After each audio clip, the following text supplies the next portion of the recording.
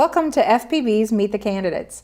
This Cable 10 series allows you, the viewer, also the voter, to get a closer look at our local candidates here and find out what their views are on issues that are important to us. This is all leading up to the general election, which is Tuesday, November 6th. Today's guest is Tasha Box-Jones, and she is a candidate for the Frankfort Independent School Board. I'd like to welcome you here today. Thanks for coming. Thank you. Thank you for having me. I thought maybe we'd start off with you telling us a little bit about yourself. And is this the first time you've run for anything? Yes. Okay. This is my very first time. So tell us a little bit about yourself and why you've chosen to run for the school board. Well, my name is Tasha Box-Jones. I'm a mother of 4. I have a daughter who just recently graduated from Frankfort Independent Schools, and I have a son who's a junior. I have another daughter that's a freshman, and I have another daughter that's in the Franklin County School District, and she's a junior. Okay. So my role would be as a mother on the board and as a parent. Well, what made you decide to take the plunge and try to be on the board? Well, it was more of a responsibility, I feel, as a Frankfort High alumni, class of 97, that our best interest right now is for the students. And with Dr. Houston Barber being at the helm right now, our superintendent, he is doing a wonderful job keeping our district motivated, energized, keeping our students well active into the school system. And I want to be a part of that. I feel that that energy is contagious, and me, as a Frankfort High Panther Pride, I would love to be a part of that board to help that momentum. That sounds great. So what exactly are the responsibilities of a board member?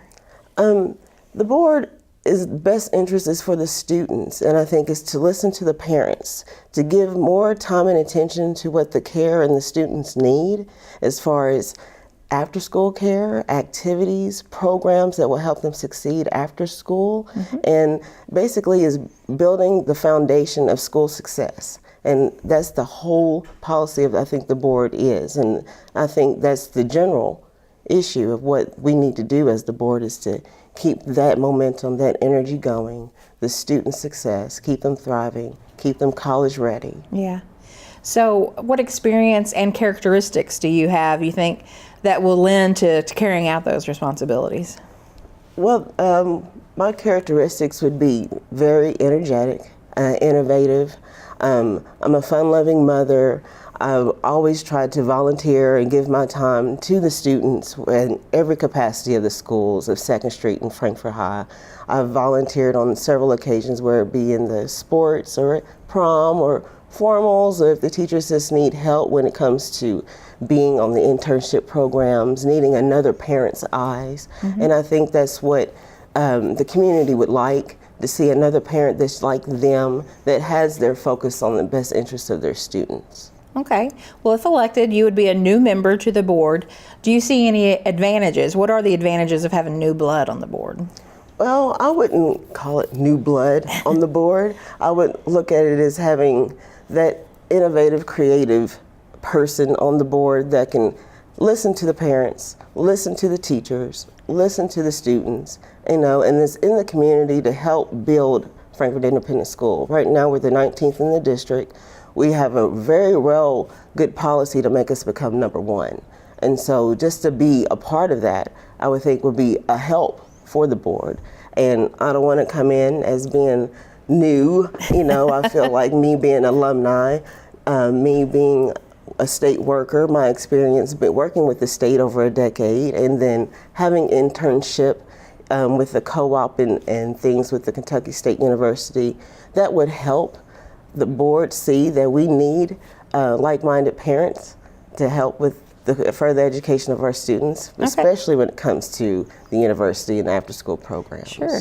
So what do you see as the biggest issue facing the city schools right now? Well, that's in a different direction.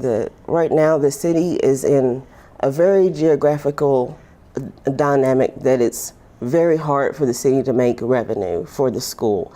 Right now, $7 million of our revenue is being lost due to the state tax property, and that is a lot of money. Right now, 75% of the state property is surrounded by Frankfort Independent School District. So we're not able to get that income because it's state-owned property. So I think the biggest issue is that. So we would need the state support to help us generate the revenue. Well, do you think the board could figure out any other kinds of ideas to generate the revenue in order to keep those?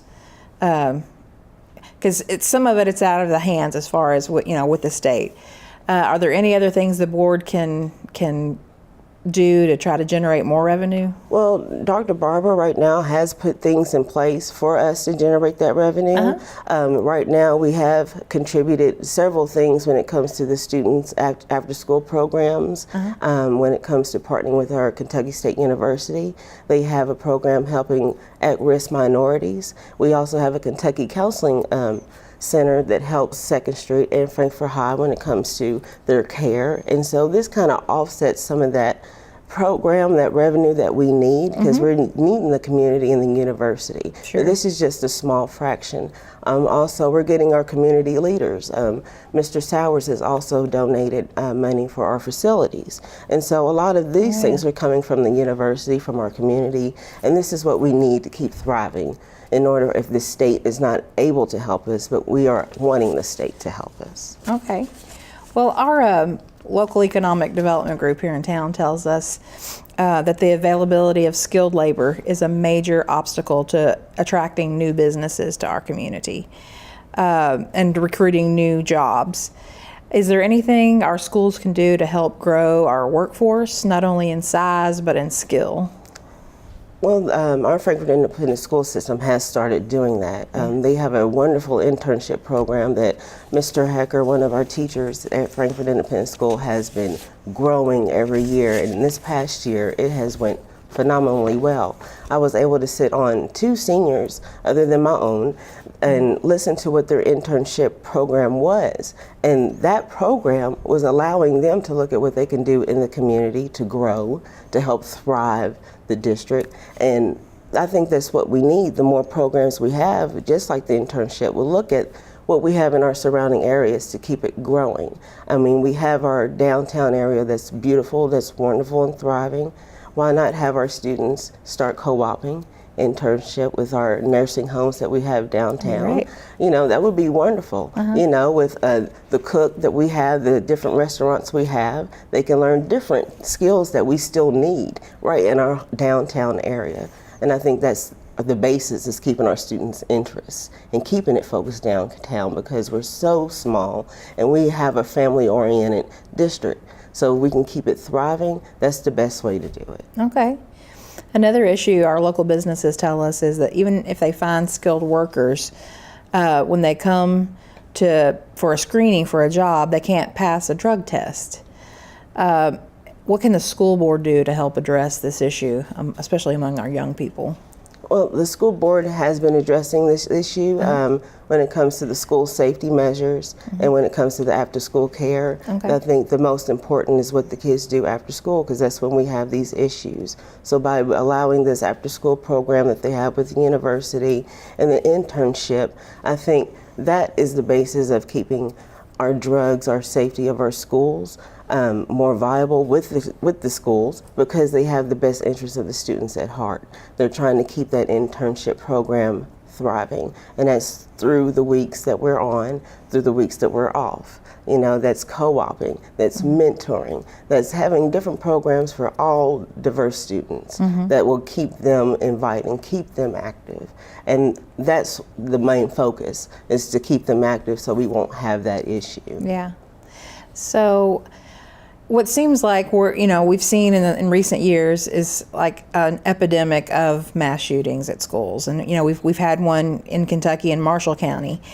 What can the school board do to ensure the safety of our students? I know that I don't know if Frankfort is doing like active shooter trainings. Do they do stuff like that? Yes, they do active shooter training. They do. They have upgraded their safety school measures actually in the last year or so.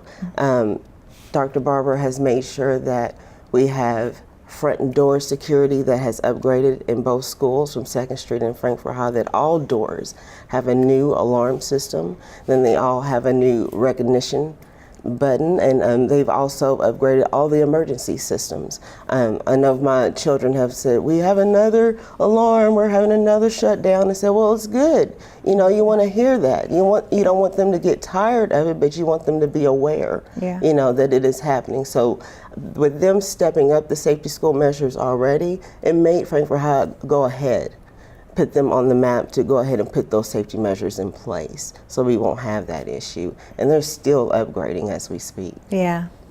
So are there any decisions or steps that the school board has taken recently that if you had been on the school board that you would have done differently? Well, when it comes to the listening of the parents, I would think that with me being on the school board would allow the parents to be more receptive, to have more communication, and they will be able to see that the board has the best interest of their student and that they want the student, not just their student, but all students to go forward. And I think that's the majority of what I would bring to the table, is just the listening to each parent, listening to the staff, listening to teachers. You know, there's a lot of what they call communication when it comes to our technology, but we still have a problem of talking to one another, trying to get, what do the parents need? What do the students want? You know, and you want to be that receptive person. It's like, okay, I know what they need. I can do that. You know, let's talk to the board and get on board with everything, you know. So I want to be that friendly face, you know, that the student, you know, the parent can go to, you know, the staff can go to. And I feel that I've been there, you know, since my child's been in kindergarten through graduation, and now I have the other two that are still there. So I'm going to be here. You know, I'm not going anywhere. Even when they graduate, I'm still going to be here. I see. So as we're starting to wrap up, are there other issues that you'd like to discuss? And then can you tell us in a nutshell what your goals would be if elected in your term? I think the issues is Frankfort High is moving forward. We are ever growing. We're a small knit district, but we are a strong district. We have energy, we're innovative, we're creative, and we just want the community and the parents to get on board. You know, right now we're 19th in the district. We can be number 1 just because we're so small. You know, every child can succeed just in our district. You know, and the parents would love that. You know, so just trying to get the community, the state, everybody to realize Frankfort High is doing something. You know, everybody needs to look at what Frankfort High is doing, look at their calendar, look at their education, look at how they're bridging the gap between the university, the community, and the schools. You know, trying to get that stability, you know, going with the school system. We have our Dr. Barber here. We have our principal, you know, here, you know, and both our principals are doing wonderful at the school. So we just want to keep that momentum and energy going. That sounds great. I am class of '88 at Frankfort High School. Oh, so right. Go class Panthers. of '97. Go Panthers. And see, we want to keep that in the community, you That's know. right. And there's nothing wrong with Franklin County. You know, it's good to have good competitive, you know, competition. But, downtown girl. Right. But there's nothing like that Frankfort High family knit. You're right. You know, you're right and there. I want everybody to support me because I'm going to support their student. I'm going to make sure that they have the best interest in heart. I don't care if they're a soccer player. I don't care if they're not a soccer player. I don't care if they play football, if they sing, or if they're in drama. Your student needs an education. Your student needs to know that there's somebody other than mom and dad rooting for them. And that's what helped me, you know, as a student growing up. Was not seeing my mom and dad, oh, you're going to be good, you're going to be smart. Was seeing that teacher or that other parent said, community support. Yeah, that community support. And it built me up and it made me strong to where I can be out here today. And that's what's making me run for board now, was having the community, the teachers, the students, giving you that push. You can do it, you know. And that's what we want for our students. Sure. Well, I want you to look in that camera right there and tell the public why you're the best candidate and ask for their vote. Well, I'm the best candidate for you because I will make sure that your student will be put first in every aspect when it comes to the education of Frankfort High School District. I would make sure their voice is heard and that they'll be fair, and I would be a responsive person. I would listen to everything that you have to say, and I would make sure that you would get the time that your student needs when it comes to the education. That sounds Right? great. That sounds good. And if they want to find out more about you, are you on Facebook? I'm on Facebook, I'm on Twitter, just look Okay. me up. Okay. I'm on there, Tasha Box Jones. I work for the state. You may see me at CHR, just bump into me, say hi, I saw you on Cable 10. Thank you, I appreciate your support. Well, we really appreciate you coming out, Tasha, and I know that our viewers appreciate it as well because they like to hear directly from our candidates. Thank you, I appreciate you having me. Sure, absolutely. It's Tasha Box Jones, and she's running for school board in the Frankfort Independent School District. I want to remind our voters that they need to get out and vote on Tuesday, November 6th. And when you're done voting, go home, turn on the TV, and tune into Channel 10. Check out our live election coverage coming at you live from the county clerk's office. It's election season, which means that it's time to get informed and voice your choice. And that's it for Meet the Candidates. We'll see you next time.